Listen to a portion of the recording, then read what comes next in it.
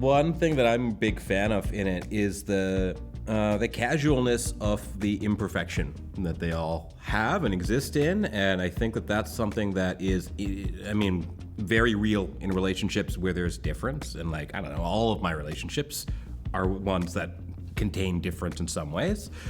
And so you stumble and you say the wrong thing, and it's not that big a deal because it's coming from existing and we see each other exist in ways that are not perfect. I think we're coming to realize that like we grew up with some really toxic ideas about who is desirable and are doing kind of all this work to unlearn and adapt in a world that's maybe not adapting with us. And a lot of those ways that we adapt and survive are very funny.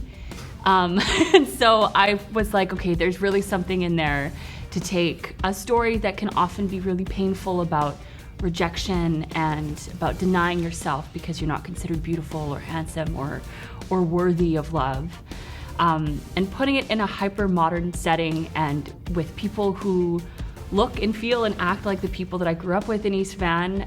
And I think with someone like you, I'm trying to write a love letter to the life that you have, to the relationships, to the places where you live, and to loving yourself the way that you are. The chance to work on one of Christine's plays is very exciting to me because I'm a little bit biased, but I think she's a very good writer, one of the better ones in the country.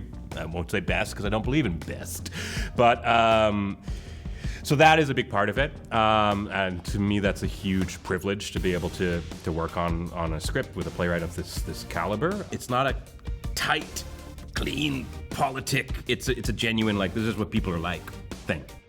One of the major inspirations for this piece was like late 90s, early 2000s rom-coms when they were like really good and really funny, and the thing that you put on when you have a sick day or you need a little nostalgia hit.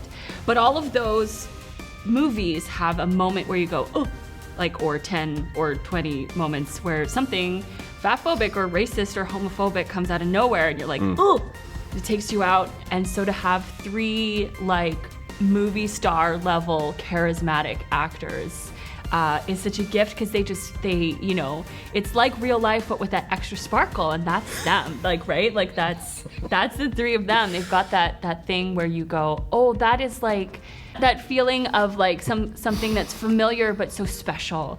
And I think they all really bring that authenticity and charisma. I've been saying to folks, like, it's a great one to bring a date to, but with the caveat that by date, it's also like the date, it could be your best friend. Like that kind of date, it's actually kind of ideally suited to that. Probably a romantic date too. I mean, you with Steph, perhaps. Oh my God, chaotic energy we have. It's never ending.